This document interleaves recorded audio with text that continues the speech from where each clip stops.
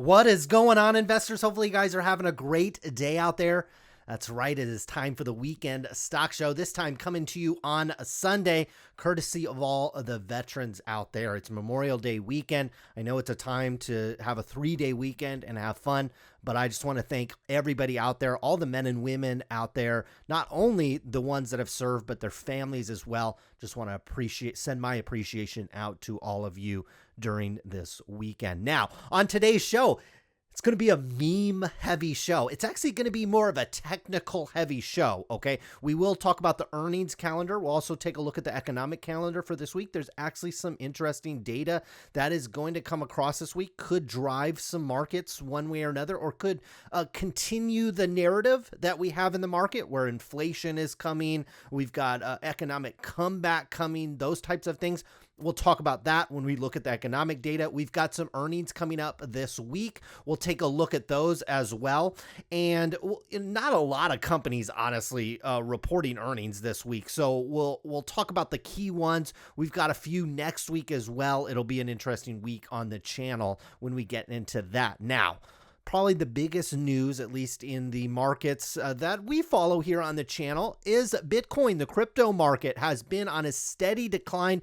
It's found some footing. So from a technical perspective, my opinion, it sets up for an interesting week with all the, we'll talk about Bitcoin, Ethereum, and Dogecoin. Those tends to be, the ones that are followed the most. We'll talk about them from a technical perspective and if they set up for a trade next week. I did sell out of Bitcoin and Dogecoin on the way down. I sold out at a higher price on these ones. Can't remember right off the top of my head. I think somewhere up here in these technicals, when they start breaking down, the odds are they just continue to go down, okay? And when they break trend upwards, the odds are the momentum gets behind these things and they continue to go higher. And so we'll talk about that from a trade perspective and things like that. The other thing that we'll talk about are these meme stocks. They've been on fire again, okay? Gamestop to a certain degree, but AMC just blew up and had these big candles. So we could see a big pullback in this one. We'll talk about that. And Beyond Meat was kind of picked up on the chatter as well. That one's pulled up into a range as well. Could be some interesting trade setups there for those of you that are looking for shorter term. I know here on the channel we talk more about fundamentals, more about long-term, and certainly my long-term portfolio is intact, because let's kick things off on the show today where we talk about the SPY and the QQQ, the two major indexes that most people follow. The SPY obviously being the S&P 500 and the QQQ obviously being the NASDAQ. And so the SPY is in this uptrend. I know this is really sophisticated technical analysis out here, guys. Look, this thing, we've talked about it several times here on the weekend show. This thing is in an uptrend, and until further notice, it's there, okay? And on the SPY, we're looking for a break below 405, in my opinion. You're kind of breaking these lows here. If you break below those, then yes, you have broken trend, and you'd want to monitor this one very carefully, okay? Because if you break this trend, all of a sudden you could start pulling back a considerable amount on this one, okay? But no break of 405. We're sitting at 420 at the current moment. No break of that, and you have to assume that this upward trend is intact. This is why I have not touched any of my long-term portfolio, okay? I haven't even thought about selling anything out of a long-term portfolio, because when we get over here to the NASDAQ, we're seeing a similar pattern, okay? Not quite a steep and steady uptrend, but this thing is still in an uptrend, okay? This is the QQQ. This is basically a proxy for the NASDAQ. With this one, we're looking for a break above 342. We're sitting at 333. Whether it happens this week or next week, you're looking probably within the next 2 weeks on this one to break above 343, 342, somewhere in that range, okay? Because when you're in an uptrend, you make a high, you make a higher high, you make a higher high. Here we made another higher high. You're looking for it to get above this, okay? It's possible we come up to this 340 range, come back down, come back up, and then make a new high. That is possible as well. So even if you get rejected up here at 342, it doesn't mean that the uptrend is still not intact.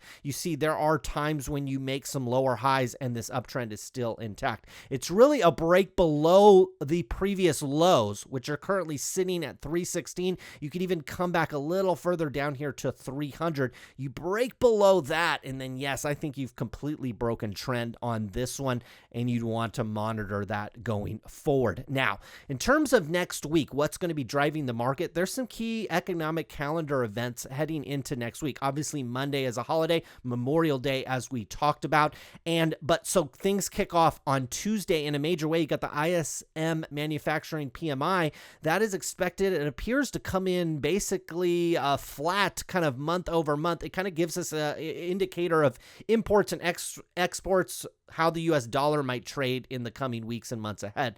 Wednesday's kind of a light day, not a lot going on Wednesday, but Thursday's a big day. So you want to mark your calendar. You've got a non-farm employment change that is on Thursday. Is actually a big job day. You've also got initial jobless claims. Okay, so the previous reading was 406,000. You're actually looking for that to go down, okay, to 395. That would indicate continued improvement in the labor market that we've seen out there. You've also got ISM non-manufacturing PMI heading into a Thursday as well. And then Friday, you got Fed Chair Powell is speaking on Friday at 7 a.m. I believe that to be Eastern time as well. And then you've got the unemployment rate heading into Friday as well. We were at 6.1% previous. Now you're looking for that to tick down to 5.9. Obviously, the jobless claims on Thursday will kind of give indications on the unemployment rate as well. So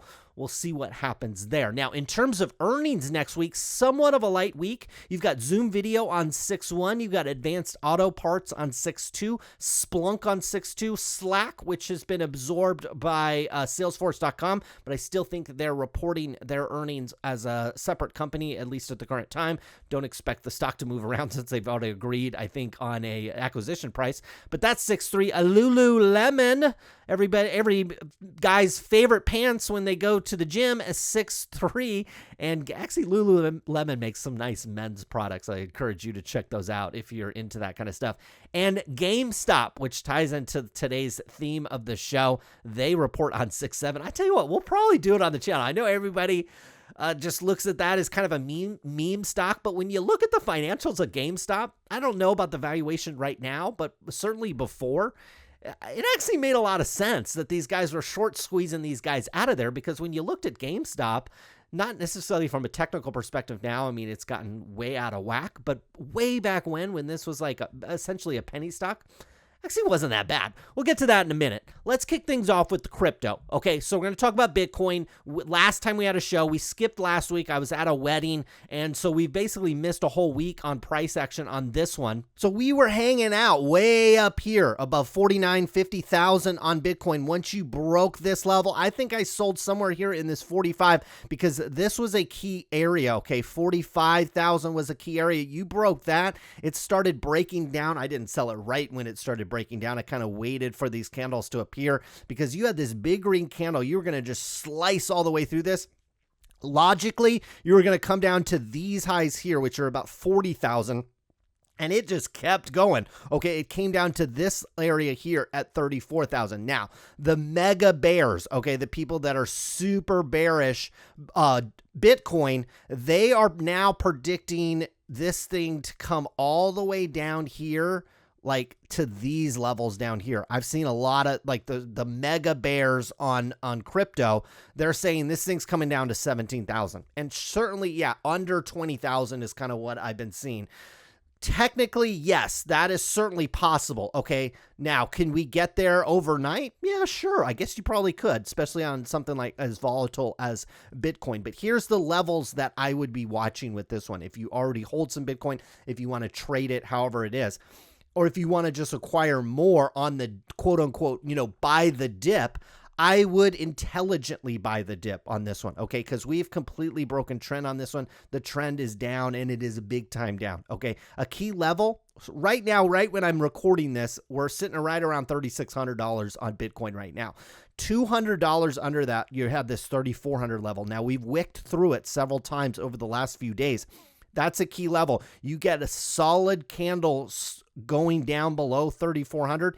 Yeah, I think that brings $30,000 in play on this one. That would be my first spot where I'd be like, I might be buying back into Bitcoin. Okay, I'd wait for some footing here, but I wouldn't necessarily be throwing all my chips on the table, all my Robinhood Gold balance or my margin account balance in here, okay? I'd use a portion of that, maybe 10%, 15%, somewhere. I'm just speaking for me personally. You have to analyze these things based on your own portfolio and your risk-taking thing, but if you pull down to 30,000, that to me, because that was a level of support back here, it was kind of the launching pad initially to our initial rally from the 30,000 up to the 60,000. This area between 30 and 34,000 would be an interesting accumulation spot. Now, the reason why I wouldn't put all my chips in the table is because we've got very little price action. Look where I'm circling my cursor right here, and that's all the way down from 17,000 up to 30,000. This thing went on a monster rally. Okay, Bitcoin just went from 18,000 to 30,000 in a matter of weeks. Okay, and in fact, it was started there in December. I mean, yeah, you're looking at basically the last 2 weeks of December. It went from 18,000 to 30,000. Okay, and so if you start breaking below 30,000, the opposite tends to happen from a technical perspective, okay? We went up that fast. You break that level from a technical perspective, you can come down that fast, okay? And you could come all the way down here, like a lot of the bears are saying in the Bitcoin community, or the Bitcoin bears out there, they're saying this one absolutely could come down under 20,000. And so I agree with that. Whether or not it happens, I don't know. I will tell you, if you get a pullback from Bitcoin over the next week or months ahead back into this 18,000, there will be tons of bearish news. Bitcoin's over. Bitcoin's destroyed. That, in my opinion, would be an absolutely phenomenal spot to go a little more aggressive in terms of, quote, buying the dip. Okay, you come down here, you find some footing down here at 17, 18,000, under 20,000. That could be an excellent spot, in my opinion, to buy the dip on this one. It will take some balls of steel because, like I said, the news cycle will just be, hey, crypto is at 60,000, now it's at 18. So it will take some balls of steel to kind of jump in here at this dip. So we'll see what happens with Bitcoin. Now, the opposite, if we can regain our footing here and we can resume an uptrend, or quote, enough people come in and buy the dip, and this thing starts to trend upwards, I tell you what, we're sitting at a level 35,000 where this one can naturally consolidate and go up. You're looking for a break above 40,000 on this one, okay? And you're looking for it not just on price action. You're looking for a big green candle. I would wait until this one got to 41.5, maybe even 42,000 before you said, okay, it's broken above the 40,000 level. And man, you break above 41,000, you're coming up to 44, 45,000. The momentum keeps going and you're coming up to 44, 48,000. That's why we're doing this show. And this is why I pay attention to this stuff, because you can make a lot of money trading this stuff. Okay. This can really supplement the longer term portfolio that you have, especially if you're disciplined, especially if you're willing to cut bait when this thing reverses trend as well. I will tell you, I have a quote, longer term view on Bitcoin. I have some that I haven't sold, but then I have some in a Robinhood account. Maybe for you, it's a Webull account, a Coinbase account, whatever it is. We have referral links in the description below if you want to set up accounts to trade this stuff. I have a trading account as well. I like to trade this, okay, because you can make lots of money. You have these big, gigantic swings. And in my opinion, this trades almost exclusively on supply and demand. And I love trading stuff like that. Whereas the difficulty with stocks, like an AMC, a Gamestop, a Beyond Meat, which we'll talk about here in a second, the difficulty with trading stocks is you have earnings, you have executives, you have buybacks, you have fundraising, you have economic calendars, you have the government, you have just all this stuff. You have short sellers, all this stuff that plays into the price action of these stocks and the general markets as well when we talk about a QQQ and an SPY. When we're talking about Bitcoin, It is almost exclusively supply and demand. That's why I do like trading these instruments. Now, moving on to Ethereum, this thing's trading right at the current moment, right at about 2,400 and some change. The chart doesn't look as bad as Bitcoin. Okay, yes, it has broken down, but Bitcoin's looks a little worse in my opinion because we consolidated up here and we broke many, many, many key technical levels.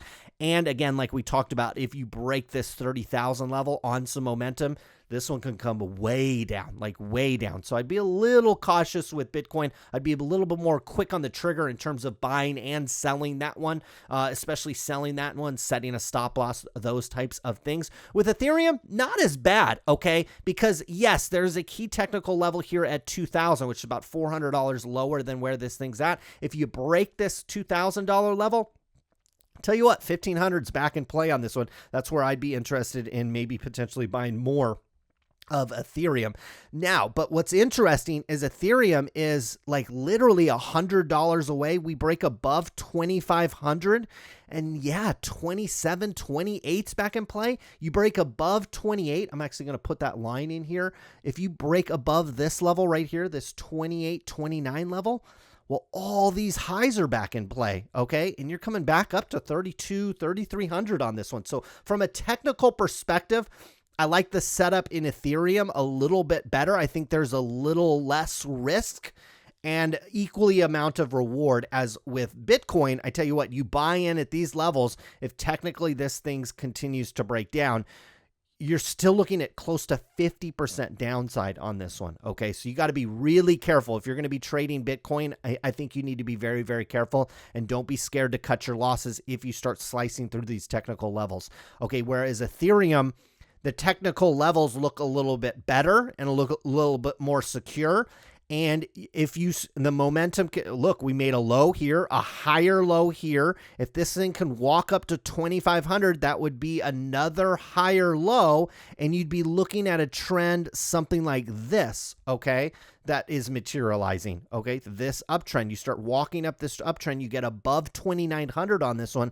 And I think easily you're coming up to 3,000, 3,300. And again, I know we focus more on the longer term on this channel, but, you know, if you can buy this thing at 2,900 and play it up to 3,200, that's like 10%. You know, you can make 10% in a week trading this thing. That can supplement your income. It can supplement your portfolio, your entire investment portfolio. Now, on to Dogecoin, obviously the more speculative coin out of this group. And some people are offended that you group these coins together. But look, Dogecoin is as popular as any coin out there. Okay, more people might even know about Dogecoin than they do about like something like Ethereum. So from a market perspective, it gets a lot of play. Okay. Now, unfortunately with Doge, we're in a steep downtrend, okay? This one actually from a technical perspective looks really, really yucky, but it is hitting a key level of support, okay? You're hitting a key level of support here at 30 cents, and it's literally sitting right there, okay? Dogecoin, as we speak, is sitting right on 30 cents. So this could be a spot where you could buy. Now, I wouldn't buy at 30 cents. What I'd want is a break above 30 cents, okay? Maybe back up to 32, 33, 34 cents, okay? But I'm setting my stop loss. I'm being disciplined on this one, okay? If you buy in Doge right around the 32 cent level, you're selling this if you start breaking below 30, okay? Because if you break, and really you could do 25, okay? If you have a little bit more risk reward on your palette, you can set here at 25. Here is the most critical level with Doge. Probably the only one that you need to know is the 24, 25 cent level on this one. You break below this one, and I'm not necessarily talking about on a candle here, although I would have sold if I had it here and I had this trade set up. I would have sold somewhere on this wick, okay? Yes, it found footing at 20 cents and bounced all the way back up, but I wouldn't necessarily want to play that game again. Okay, here's the thing with Doge, is you break below 24, 25, and there is almost nothing here to support it. I'm talking all the way down back to 7-8 cents, which is where this thing was kind of before it started its kind of catapult into mainstream culture. So I would not be willing to get on this ride if you get below 24, 25 cents. Okay. I would look for this one to continue to go lower and go lower rapidly, but we are at a critical level. You get here a bounce here at 32. You're looking for a break above really 36 on this one. Okay. You get above 36, 40 cents is in play. I might even, in my opinion, with Doge, I think you play shorter trades, okay? You play the bounce from 32 up to 40, okay? And you could sell, personally, that's where I would, if I set up a trade, I would sell it. And when I'm talking about setting up a trade, some of you might not be experienced with trading, okay? When you trade something, you want to pull up a chart like this. You want to pick an area where you're going to buy it. You're going to pick in this order. You want to pick an area where you're going to buy it. You're going to pick an area, a stop loss, okay? A area where you will absolutely sell if this trade goes against you. So you are going to lose money on the trade. So you want to keep that in mind. And every trader that's any good has losing trades, and then they'll have many in a month, especially very active traders that are constantly trading. They'll have many trades in a month that they'll lose money on. Okay. That is actually a sign of a good trader. Okay. A bad trader just holds on hopes and then holds on to losers, and it basically weighs down their trading portfolio. Okay. So number one, we pick an area where we want to get in. The second area, we want to pick an area where we're going to get out if the trade goes against us.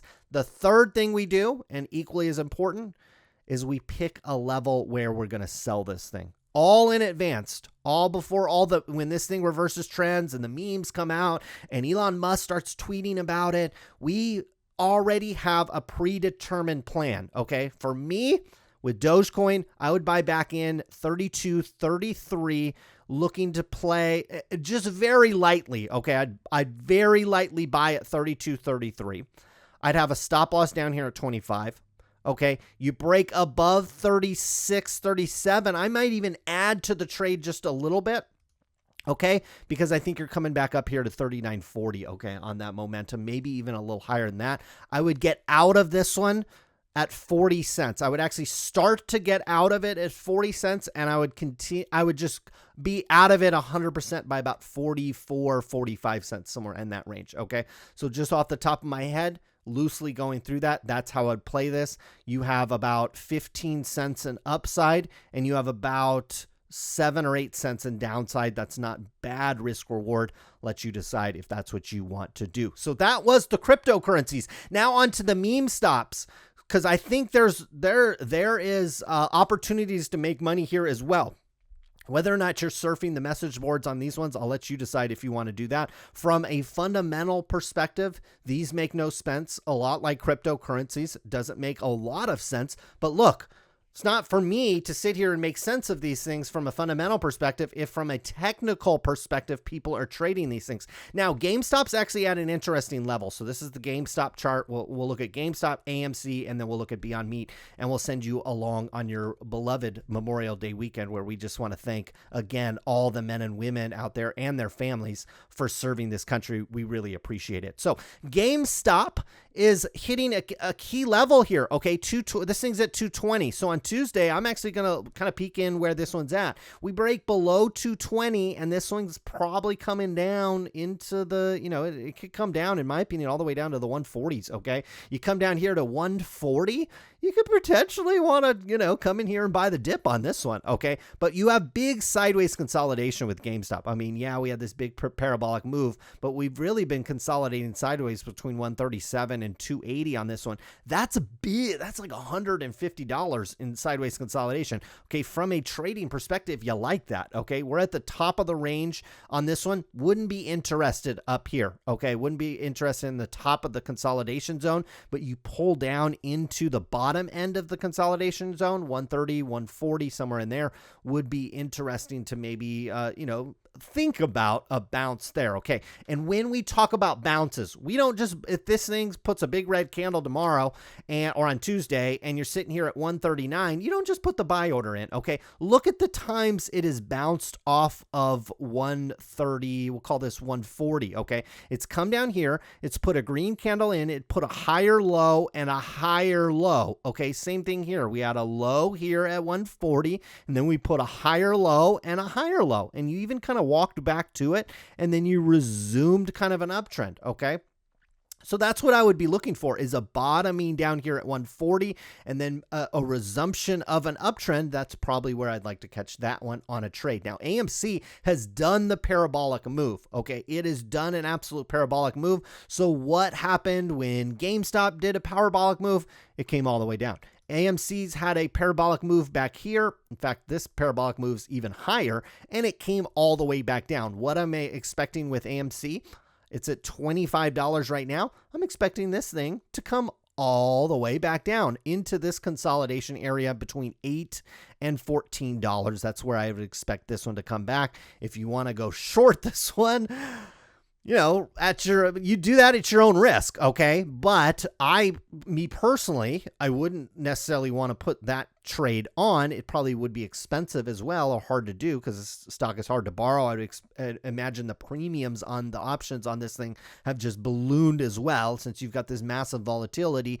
But I would wait for this one to pull back into a consolidation area down here from $8 to $14, and it could be an interesting setup. Now, probably the one meme stop that looks attractive here, at least from a setup perspective, could be Beyond Meat. Okay, so here we are sitting at Beyond Meat. We're sitting around $142. You know, a week or so ago, we're sitting about $100 on this one. It has kind of skipped its way up all the way up here to 140. So this, in my opinion, could be the beginning of a spike. Okay, it can stall out. A logical spot would be right around 160 on this one. Okay, that's still $15, $18 above where it's at right now. You could set a stop loss right at 135. Me personally, I would want to get out of this one at 135 because you've got this big gap right here between about 126 and 135. The stock gapped.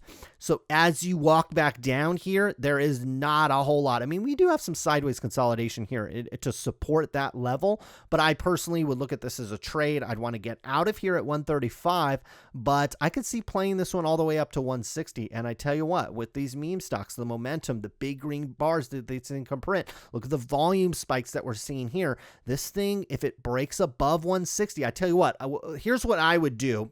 I'm not saying I will do this, but it's certainly a potential. Okay, if I buy in here at 140 or 140 something on Beyond Meat, I'd absolutely put a hard stop loss at 135. But I would play this one up to about 160. I would exit a portion of the position at that time, okay, because I would expect overhead resistance to come here at 160, but I'd leave a little on the table, okay, because if you break above 160, I tell you what, your 180s, 190s are possible, and I'd like to have a little portion of that trade left over to capture this upside. And I would put a stop loss. Say this thing does start to rally. Okay, I was right. Okay, I sold out here, but I was right. If the rally continued, it was going to continue to rip higher. I would then put a stop loss on the remaining shares at 160, because as you come back down, you break 160, you're probably coming all the way back down. So that's how I would play that one. And so I know today we talked a little bit more about technicals. We talked a little bit more about trading. I want to emphasize this. This is the most important part of the video. I probably should have put it in the beginning. But if you're going to trade, you are, number one, setting an entry price. Obviously, you want to know where you're getting in on these things, okay? Number two, the very second, and write this stuff down, okay? Or what a lot of the best traders, they just put all this in the beginning, okay? When they set up the trade, they set their buy price, they set the stop loss or maybe even a trailing stop on that position, and then they enter their exit price, okay? And what you can do, let's just throw a hypothetical trade like with this Beyond Meat. We could say, hey, I want 10 shares here at 141. I'm going to put a stop loss of all 10 shares. I'm going to get out of all 10 shares at 135. I will lose, $70 or $80 on that trade if that happens. I'm going to sell we'll say 5 shares, okay, here at 160. So I'll have 5 shares left. I bought 10 shares down here at 141. I set a stop loss. Now, fortunately, the trade went in my favor. I'm going to sell half of the position here at 160. When those 160 execute, I'll have 5 shares left. I'll have to get on there and set another stop loss here at 160, or maybe we'll call it 157, maybe slightly below that, where I'll get out of the rest of those 5 shares. So if you get rejected here, you pull back, I'm still making a nice profit on that last 5 shares. But what I'm hoping for is that last 5 shares runs all the way up here and here to the 170s, 180s, and I'll set a trailing stop as it goes up. So set a entry price, a stop loss, and an exit price right when you enter the trades. And I promise you, you will have lots of luck with your trading. And if you develop that discipline, you could potentially become a very, very, very good trader. So I like the setups we're seeing. I like it with Ethereum in particular. I like Dogecoin to a certain degree. Bitcoin, I'm going to wait and see a little bit. And Beyond Meat's interesting. We'll see what happens with that one. So hopefully you guys had a great week. That wraps it up for today's video. We'll be back again very soon with more. Good luck with your investments.